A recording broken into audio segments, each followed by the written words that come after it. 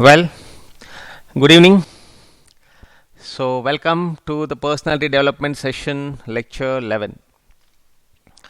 In our, if you see the examination presentation, you have seen the part 1. And in the part 1, I have discussed about how to present in the board examination. And today, let's have the presentation on part 2. Part 2 is all about how to present yourself in the competitive examination. Students, in your academic pursuit of 20 years from KG to post-graduation, you are expected to present at all levels, at all stages. Do you agree or not? Well, it's an art how to be presentable. The presentation, it's not confined to the academics. You can present yourself an art, or you can be presentable on the stage, you can dance, or you can have a vocal, or you can be instrumental music, or you can have a oral presentation. It is not just a written presentation. It's all about to learn and to exercise. So presentation is of different realms or different stages. If you are in the corporate domain, in the corporate world, you are expected to present your work, your monthly work, or the work audit will be done, and you are expected to present to your colleagues. So at every stage of life, so the presentation methods or the presentation domain is going to change, but the essence of presentation is not going to change. So with this note, today I would like to take you to the presentation of competitive examination. What is this examination alert? Students, unfortunately, the today's generation are very complacent to be competent or to understand the importance of weekend examinations. And students don't take seriously the weekend examination, and naturally they'll be lacking the associated preparation. They'll be lacking the planning. So what is it? So it is as follows. For example, you have mathematics, physics, chemistry, and science, biology. So you have one chapter each, for example. You have one chapter each. Yeah. Totally you have 4 chapters for the weekend examination. And you got, for example, you have been to the school, it may be online or offline. And naturally, evening if you spend maximum 4 hours per, so 6 into 4, you got 24 hours. In these 24 hours, so how to discharge? So 4 chapters with requisite level of depth to get a good score, a 90% score or 80 to 90% score. You don't want to have a perfection in every chapter which contributes to the holistic score. So that is the very unfortunate thing, that so you are not, see, every drop of water, it matters. Yes. Similarly, every weekend examination, even a little preparation, it is going to add some value, academic value for your life. That's pretty important. So what is this examination alert? That's what I'm saying. The students are not conscious really of what exactly the weekend examination is all about. and how to program your preparation for such weekend examination. Well, the weekend examination may be subjective or it may be objective, but definitely the method of preparation, the mode of preparation, the strategic preparation, it varies for subjective as well as objective practice. Do you agree or not? Well, so in my last session I discussed about the subjective preparation. So now the first note I would like to offer is you need to be very serious about the weekend examination, and which are going to reflect in your performance when you audit. So if you see, and it is very vary, so week to week there is a lot of variation in your marking dynamics, in your ranking dynamics, in your performance dynamics. Try to understand. That means you are not noble enough, you are not virtuous enough, so you are not conscious enough to take this examination seriously. First, otherwise there is no point of discussing about how to be presentable in the competitive examination. Well, with this note, we'll go forward. Yes, you can see somebody is writing the examination here.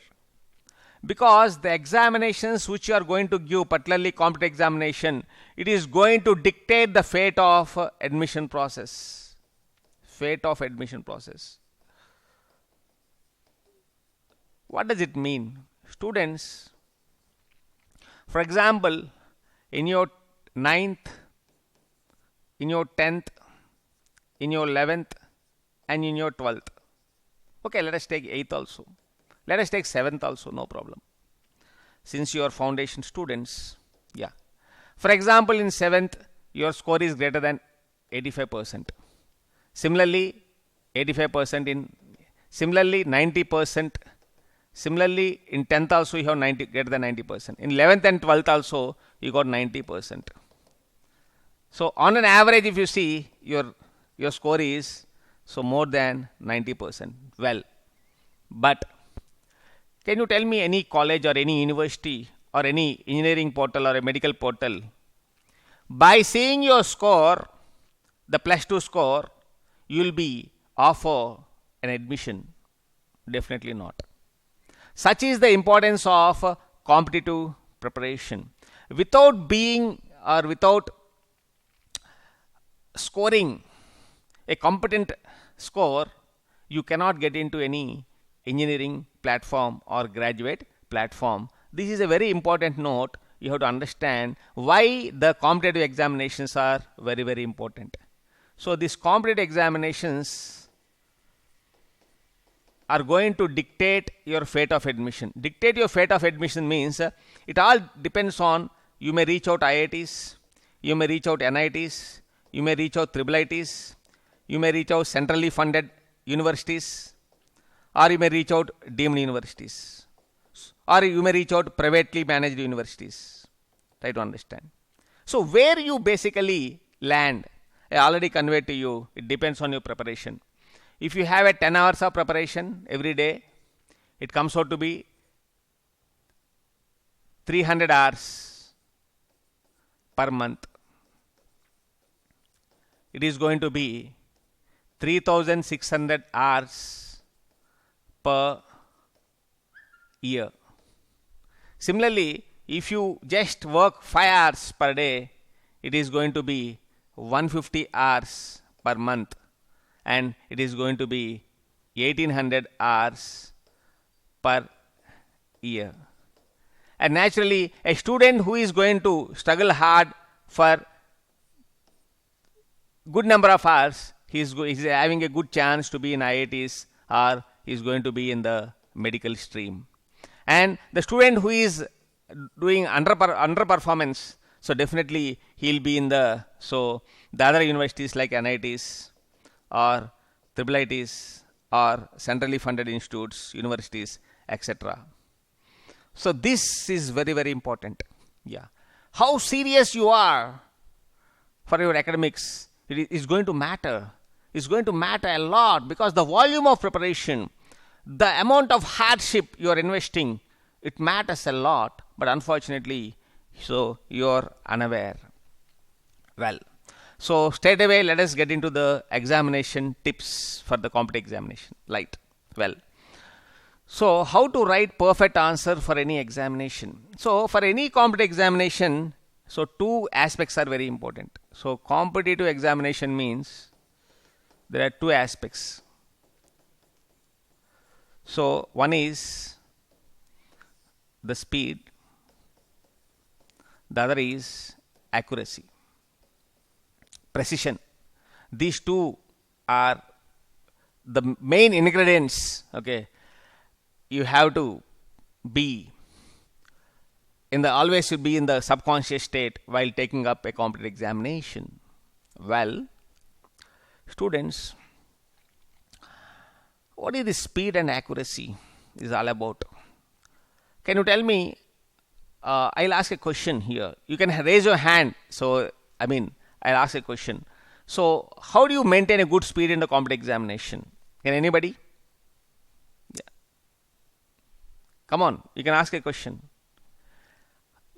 I'm asking a question. You can answer. You can raise your hand. You can.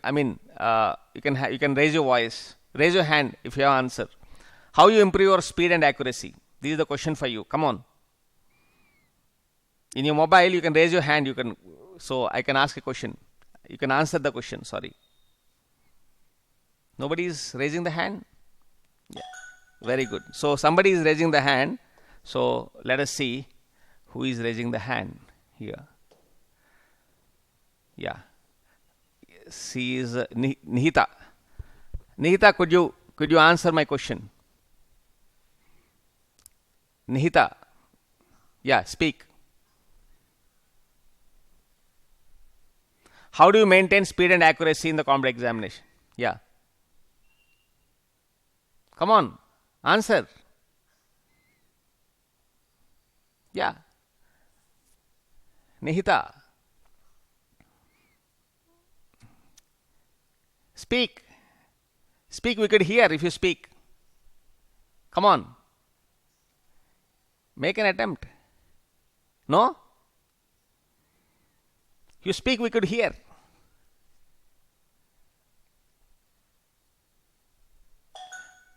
Somebody is raising. Let's see who is raising.